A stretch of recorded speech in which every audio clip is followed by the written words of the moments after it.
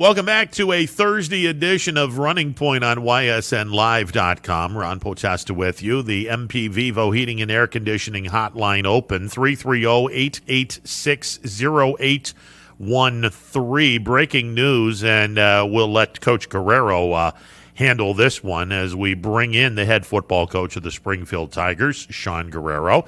Coach, how are you today? Good. How are you? I appreciate you having me. Well, I appreciate you coming on board this week. Breaking news, you got word from the OHSAA. You wanted or your players wanted the top seed in D6 Region 21. You're a happy camper today, Coach. I am. I'm really happy for our players, for all the hard work they put in. Over the situation of the games and all the changes that we have, I'm just happy for our kids because they really did rise to the occasion, take that challenge on, and that's one of our goals was to be number one, and we were able to do that. All right, 26 teams right now in D6 Region 21, and obviously some teams can bail depending on whether they like their matchup or not, but who do you guys have after your bye week in week number 7? Who will you be playing in week number 8? I think it is the winner of Columbiana and Western Reserve. And that could be an interesting matchup for you guys in week number 8. You've seen Western Reserve already this year. Columbiana's a team that you've seen the last few years. You've played Columbiana both at Firestone as well as Springfield High School, so it's not like you haven't seen either one of these teams. It's a good matchup for you guys, but I got to believe you have that in the distant future. Your concentration right now, and as it should be, is on Jackson-Milton, a team that, frankly, has been quite impressive this year. Last week's loss to Mineral Ridge notwithstanding. Yeah, watching Jackson-Milton on film, it kind of, from that game, what I got out of watching, it kind of, everything that went bad in that game to them kind of went bad. So when you look at it, they had a couple interceptions, and they kind of got down pretty quickly. I know they'll bounce back, and I know they'll be ready for us. Our kids got to make sure, this is for us, is going to be a league title. So we got to make sure that we come out ready to play. How much validity can you get off of watching film of a game in which a team had everything go wrong and, for lack of a better term, the train got derailed pretty quickly? Is it productive to watch that film? And how much do you get out of film from a team that went sideways and really didn't show what they're made of? Well, I know Coach Bro he does a great job with his kids. We've talked even over the past, preseason. I think he does a good job. I think he's trying to get his kids, the program to move in the right direction. So when you talk about that and you end up seeing it, I've been in those situations. Just right now, we got a good group of kids coming through here, and the kids are working hard trying to do the right thing. So I was at that point, a couple of years ago. So when you see that, you kind of feel bad for the kids, part of it, because again, the kids do a lot of work. They put in a lot of time in the preseason, but that's just something where you got to try to stay course, and you got to try to fight through it. And like I said, I know his kids will bounce back and they'll be ready, to go on Friday. You guys are taking on a 4-1 Jackson-Milton team. There was an awful lot of pressure on Springfield to produce. Let's be honest. This is a team that went to the state championship game last year. There was a lot of expectation on the Springfield Tigers. Do you feel like your kids have played to expectations this year to this point? I do. And I've said this, over the past couple of weeks. It's more about us than anything. It's how we prepare. It's the work that we put in through Monday through Thursday. And, hopefully if we can do that, the product on the field on Friday night is going to end up kind of showcasing itself. I think our kids do a good job, and our kids rise to the occasion. And again, the teams that we've played, all have had their own challenges to bring, and our kids adjust, and they go, whether it's passing the ball, running the ball. We look at Western Reserve where they had 9 linemen at some point and 3 backs in the backfield, and they're just trying to grind it out and run it out. And then you look at Lowville, who spread it out and was throwing jump balls. And each teams have their strength, but I think our kids adjust. I think they end up rising to the occasion, and that's one thing you got to be able to do through these playoffs, because you never know what you're going to see. You never know what's going to happen, and we got to be able to face some adversity, and everything's not going to go to plan. So we got to be able to adjust and adapt and make sure we just keep playing hard for 4 quarters. How surprised are you that we've gotten to this point of the season, knock on wood, with very few problems? Well, I say this: I'm kind of shocked that we even had a season at all. When all the colleges ended up kind of stepping down at that point and not playing. You know what I mean? It was at one point, Ohio State wasn't playing, Youngstown wasn't playing. All the Division III, Division I schools in Ohio weren't playing, and high school was playing. So I am glad that they gave us a shot to end up playing. Like I said, I would have felt bad for the kids. I would feel bad for our kids because we lost a spring season. But our kids are disciplined enough, and they do a good job to make sure we got to kind of jump through the hoops and wear masks and stay social distance and use hand sanitizer. All the stuff that we end up doing, week after week after week. It's kind of become a habit for us. So I give a lot of credit for the kids, because they're the ones that really have to adjust and take on these things, and really people don't even realize it. What are some of the things that you guys are going to have to do to knock off Jackson-Milton and stay undefeated? Well, for us, always is going to come down to turnovers in the game. We got to make sure that we have control of the football. One focus that we have had in the last couple of weeks defensively is to not to have any explosive plays, not to have any plays over 25 yards or more.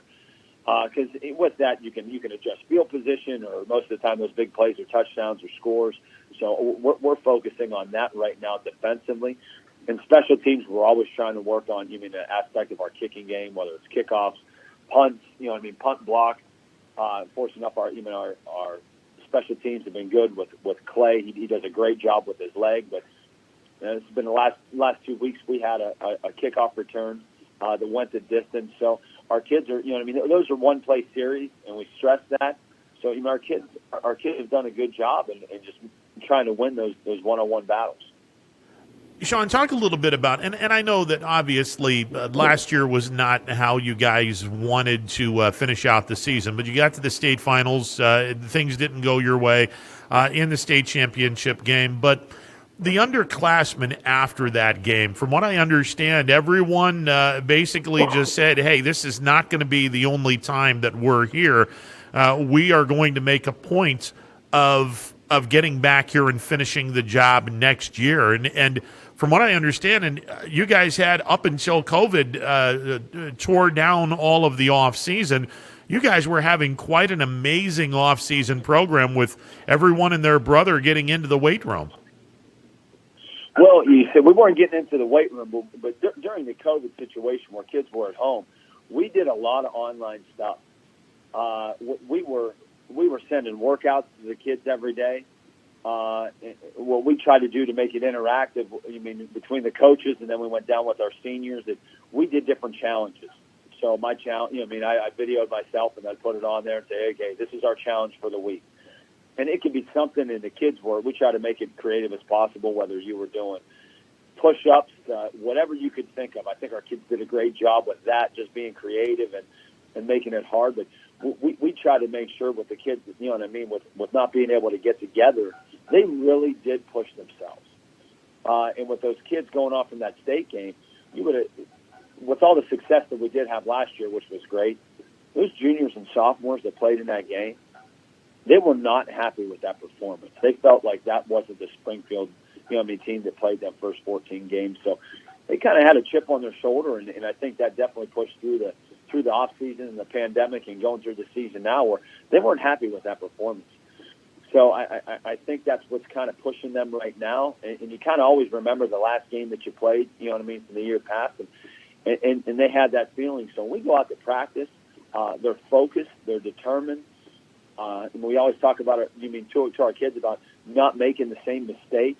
Make a new one. If we make a mistake, let's correct it and let's move on. So I really, we got a bunch of resilient kids that keep coming and they want it. And you try to make it. It's about having fun too. So we don't want to make it, enough where they don't want to be at practice. But it's been a grind and it's a lot of repetition.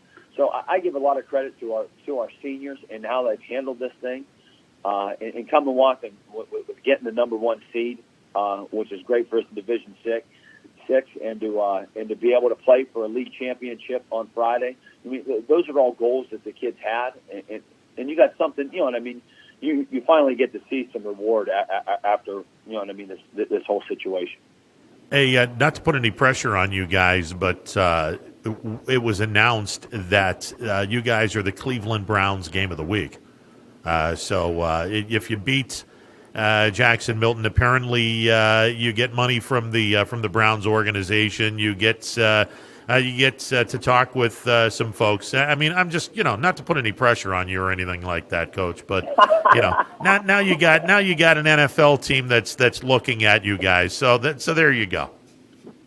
Well, I guess that's good and that's great. And that's another thing that with the votes that end up going on and. The kids end up talking about a little bit more than our coaching staff, but that's our community right there. That's the Tiger fans, the Tiger Nations that go out there and people are voting for us, and that just shows you the following in the tradition of Springfield football. Before we let you go, you bring up that word, and it is so great to see a program year in, year out have that tradition, and it's really hard to instill that tradition, but once it's there, it just you don't want to assume that it's always going to be there because it's up to the players. But man, once you have that tradition, once kids get a taste consistently of how great you can be year in, year out, it just makes everything that much better. Well, it's fun, and like I said, we do have a great group of kids, a great group of seniors that have led this team, and even in the years past.